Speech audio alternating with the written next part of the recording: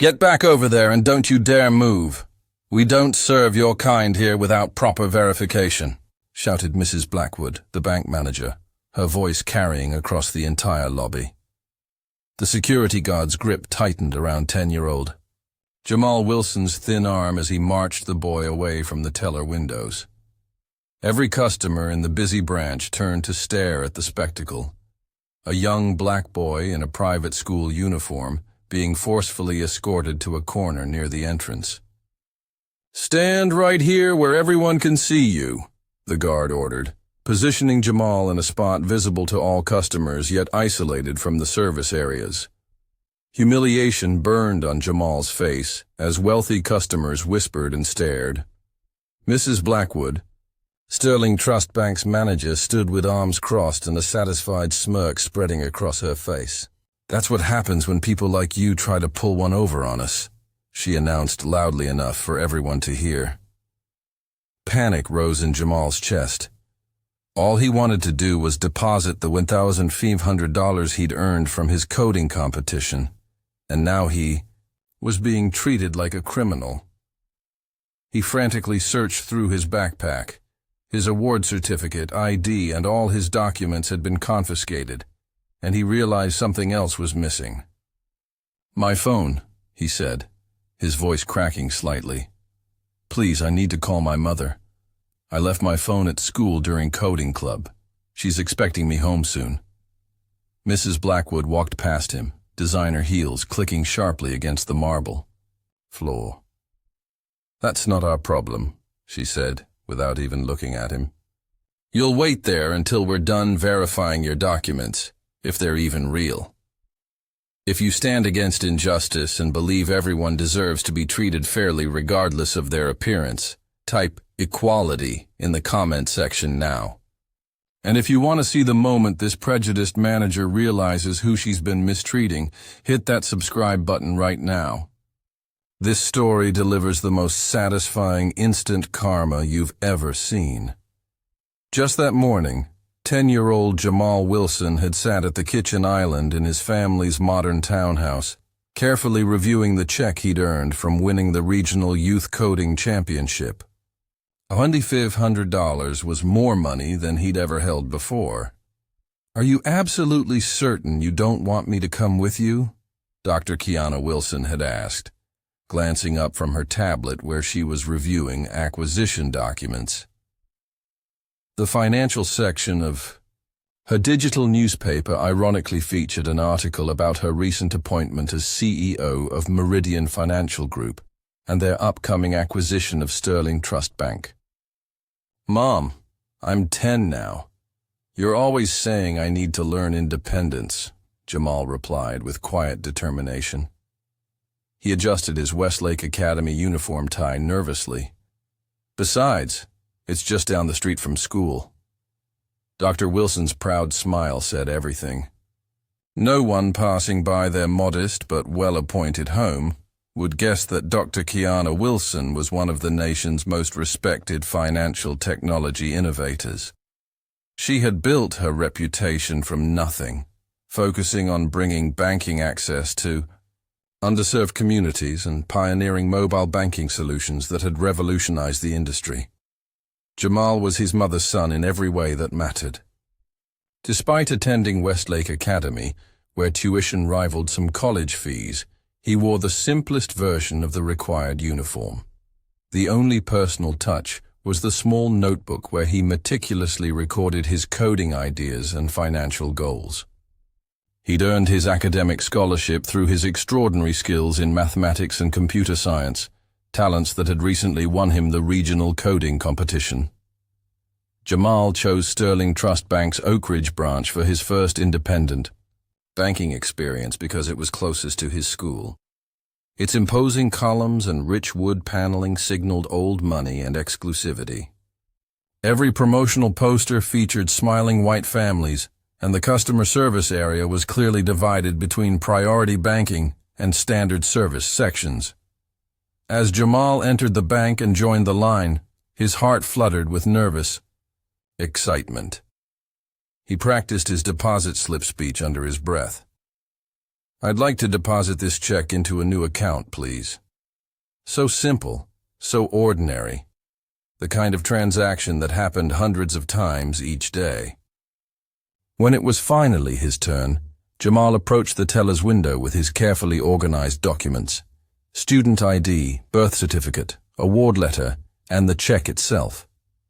He had no idea that this simple transaction would turn into the most humiliating moment of his young life. If he had used his mother's name, everything would have been different. But he'd decided not to. This was his achievement, his money. As Jamal slid his check across the counter, the teller, Miss Donovan, looked from the check to the small black boy standing before her in a school uniform. Her expression shifted from professional courtesy to immediate suspicion. "This is quite a large check for someone your age," Miss Donovan said, her voice rising just enough for nearby customers to hear. "Where did you get this?" "It's my prize money from the Regional Youth Coding Championship," Jamal explained calmly, despite the heat rising to his cheeks. "I have the award letter right here." Miss Donovan held the check up to the light, rotating it as if expecting to find evidence of forgery. Without another word, she pressed a button at her station. Minutes later, Mrs. Blackwood appeared behind the teller. She took the check without acknowledging Jamal's presence, speaking instead to the teller as if Jamal were invisible. "Another one of these," Mrs. Blackwood sighed, shaking her head. "We've had issues with fraudulent checks lately." "It's my coding competition prize," Jamal repeated, pulling out his award letter. "I have the documentation right here." Mrs. Blackwood snatched the letter from Jamal's hand. "I'll be the judge of what this is." Her eyes scanned the prestigious letterhead, and a flash of something, disbelief mixed with resentment, crossed her face. "I'll need to see some identification," Mrs. Blackwood demanded. Jamal handed over his school ID and birth certificate. Instead of returning them, Mrs. Blackwood collected everything into a folder. "We'll need to hold all of these for verification," she announced. Then she leaned over the counter, her voice dropping to a venomous whisper. "And how exactly did someone like you win a coding competition? Did you actually write the program?" "Yourself?" Despite the blatant racism, Jamal maintained his composure. "Yes, ma'am. I built an algorithm that helps optimize public transportation routes. It won first place." Mrs. Blackwood's laugh was sharp and dismissive. "Well, I'm sure there are all sorts of special diversity programs these days." By now, other customers were watching. Some looked uncomfortable, but nobody intervened. "You think you can just walk in here like you own the place?" Mrs. Blackwood continued, her voice growing louder with confidence.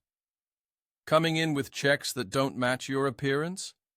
"I just want to open an account like anyone else," Jamal said, his voice still steady despite his racing heart. Mrs. Blackwood's expression hardened. "Listen carefully. I run this branch, and I decide who gets service here." She tapped her manicured fingernail on the counter for emphasis. "And something doesn't feel right about you." The surrounding customers pretended not to listen, but the bank had grown notably quieter. "This check and your documents don't match what I see standing in front of me," Mrs. Blackwood continued. "How am I supposed to believe you?" Then came the threat, delivered with a cruel smirk. "Okay, I'm going to make this very difficult for you. By the time I'm done, you'll wish you never walked in here." The security guard gripped Jamal's arm firmly, marching him across the bank floor to a corner near the entrance. "Stand there and don't move until we say so," he ordered. Mrs. Blackwood called after them. "And don't even think about leaving without our permission. That would be suspicious behavior." For hours, Jamal stood in that corner while life in the bank continued around him. The wall clock became his tormentor, each minute stretching painfully as customers came and went. White customers were not only served promptly, but were treated with exaggerated courtesy. Mrs. Blackwood personally escorted several wealthy-looking clients to her office, returning with coffee or water for them. As the second hour passed, panic began to set in. Jamal desperately searched through his backpack, growing increasingly frantic. The realization hit him like a physical blow. He had left his phone in his locker during coding club. He had no way to contact his mother, who would be wondering where he was by now. "Excuse me," he called softly to the guard. "Could I please use the phone? My mother is expecting me. You have all my documents." The guard didn't even turn his head. "Stay put and be quiet. We'll get to you when we get to you." After another hour, Jamal tried again, his voice strained. "Please, I've been standing here for hours. You have my ID, my check, everything." Mrs. Blackwood approached him directly this time. "That's the point. You can't leave without them, can you? So you'll stand there as long as I want." She turned to the guard with a final instruction. "Don't let him use any phones. Make sure he stays right there." Through it all, one employee seemed increasingly troubled by what was unfolding. Sarah Lynn, a young Asian-American teller, kept glancing at the clock, then at Jamal, then at Mrs. Blackwood. Twice she approached Mrs. Blackwood, appearing to say something about the situation, only to be sharply dismissed. By hour 3, Sarah was openly making eye contact with Jamal, her expression a mix of sympathy and helplessness. When Mrs. Blackwood was occupied with a wealthy client, Sarah's gaze lingered longer. "Have you ever been mistreated and felt powerless? What would you have done in Jamal's position? Share your thoughts in the comments below and hit the subscribe button now to see the moment when secrets are revealed and justice finally arrives in this bank." 3 hours of forced standing had left Jamal's legs aching, but his mind remained sharp, observing everything around him. It was just past 2:30 p.m. when he noticed Mrs. Blackwood's demeanor suddenly change. The bank manager, who had been so deliberately cruel, now seemed distracted, almost nervous. Mrs. Blackwood checked her gold watch for the third time in 5 minutes, a Rolex that probably cost more than most people's monthly mortgage payments. The timepiece flashed as she twisted her wrist, her eyes narrowing at whatever deadline approached. Her previously confident posture had given way to a subtle agitation. What followed was almost comical. Mrs. Blackwood's sudden preoccupation with her appearance. She ducked into the nearest restroom, emerging minutes later with refreshed makeup and not a hair out of place. She straightened her designer blazer, adjusted her pearl necklace, and smoothed invisible wrinkles from her skirt. This wasn't normal midday maintenance. Mrs. Blackwood was preparing for someone important. At precisely 2:45 p.m., the receptionist's desk phone rang. After a brief exchange, she gave Mrs. Blackwood a subtle nod. The manager's entire body tensed, then relaxed into a practiced smile as she walked briskly toward the entrance. Before reaching it, Mrs. Blackwood performed a final surveillance of the bank floor, a quick but thorough scan that missed one crucial detail, Jamal's attentive gaze tracking her every move. What Mrs. Blackwood didn't know was that her treatment of Jamal had not gone unnoticed. Sarah Lynn, during her lunch break, had managed to find a school directory online and, recognizing Jamal's uniform, had taken a chance and called Dr. Wilson's office directly.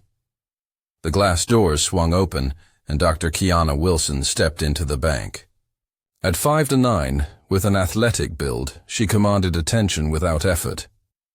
Her tailored charcoal suit spoke of wealth that required no advertisement, her natural hair styled in a short, professional cut that framed her striking features perfectly. Mrs. Blackwood rushed forward, hand extended in greeting. "Welcome to Sterling Trust. I'm Eleanor Blackwood, branch manager.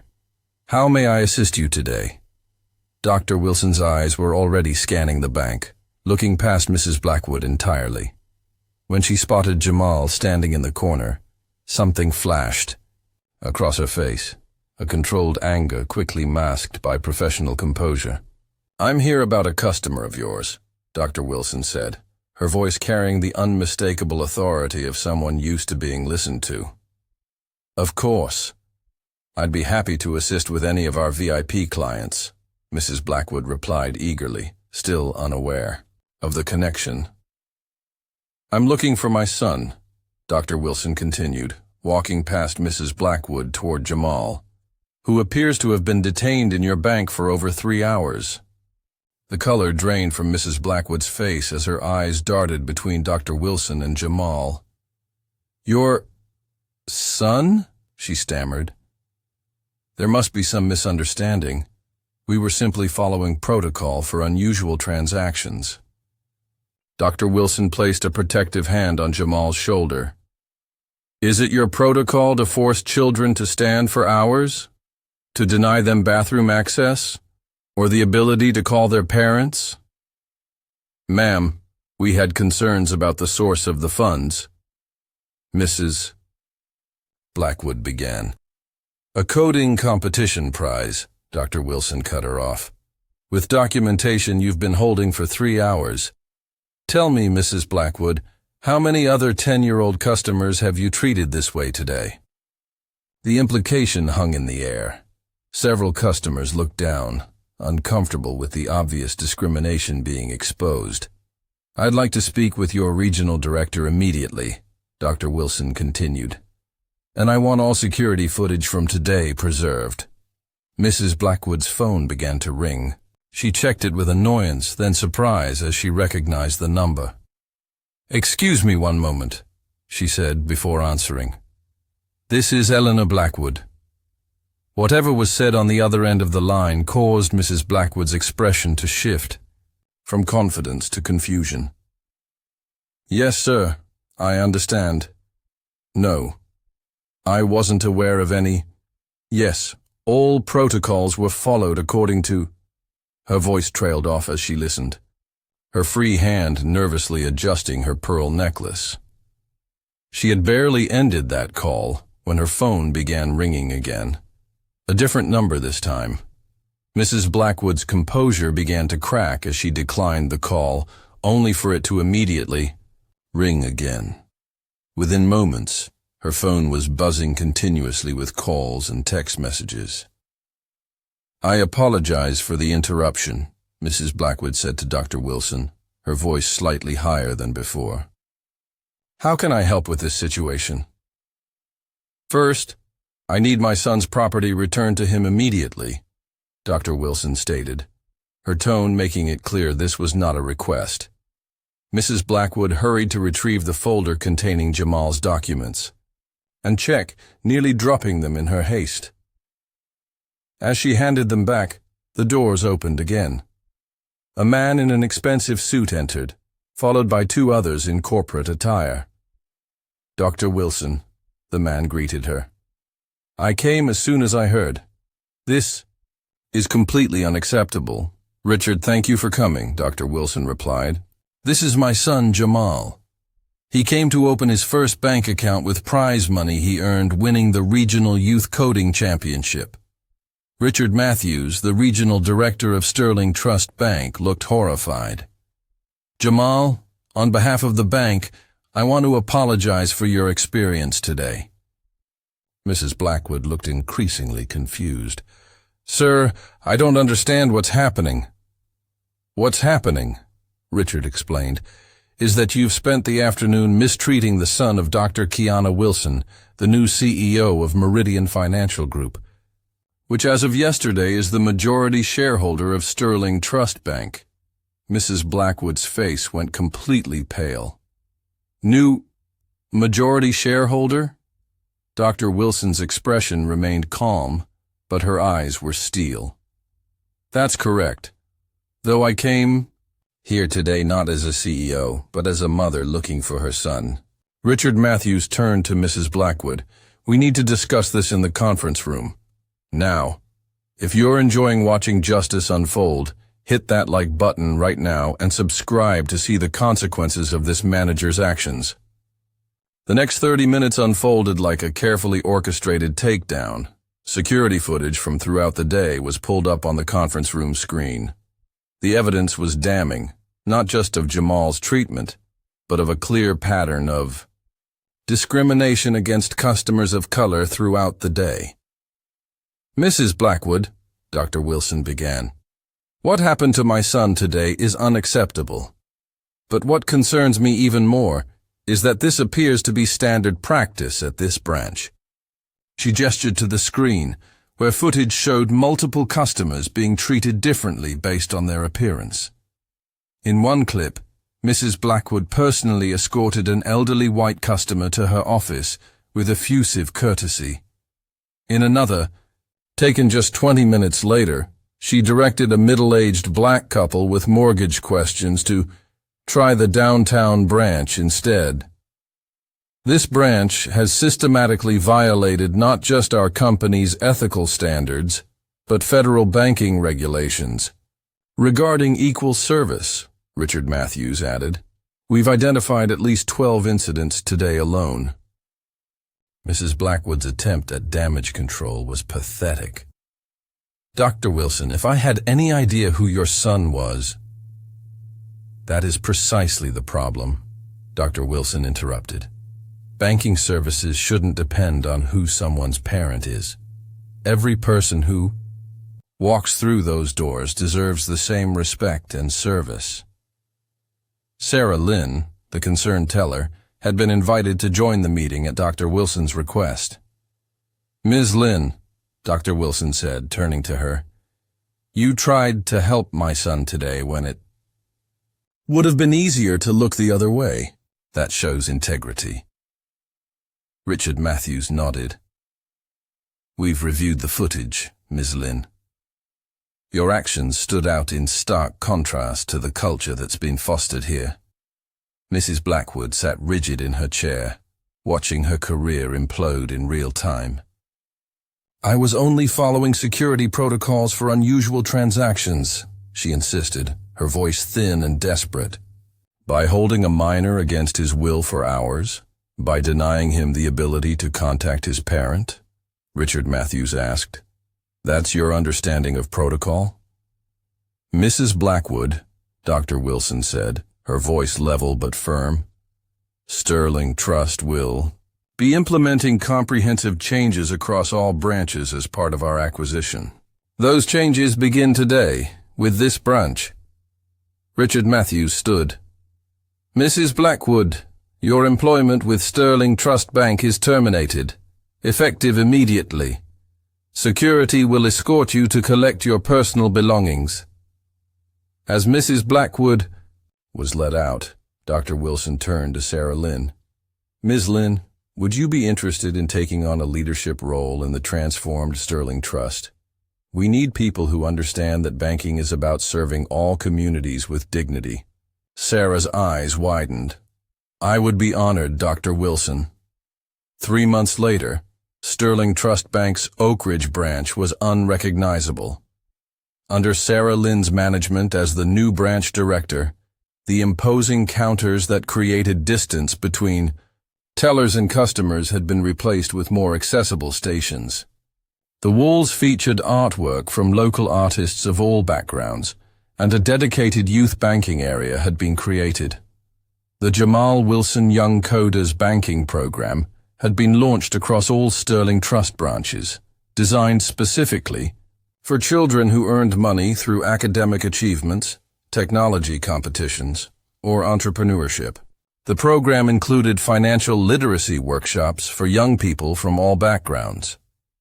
That afternoon, after the official reopening ceremony, Jamal and his mother sat at their favorite cafe across from the bank. "Mom," Jamal said thoughtfully, stirring his hot chocolate, "I've been thinking about what happened.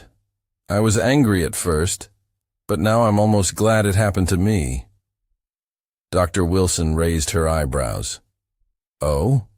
Why's that?" Because if it hadn't happened to me, it would have kept happening to others, he explained. People who don't have a mom who owns the bank. At least this way, things actually changed. Dr. Wilson smiled proudly. That's a very mature perspective, Jamal. Using privilege to create systemic change rather than just individual exceptions. Jamal nodded. My computer science teacher says that's how real progress happens in systems. You need to fix the code at its source, not just patch individual bugs. Dr. Wilson watched as a diverse group of customers entered the newly renovated bank, greeted warmly by Sarah and her team. You know, for all my business success, I think you might be my greatest achievement. Jamal rolled his eyes but couldn't hide his smile. Mom, that's so cheesy. Maybe, she laughed, but it's true. As for Mrs. Blackwood, the story had one final note of justice.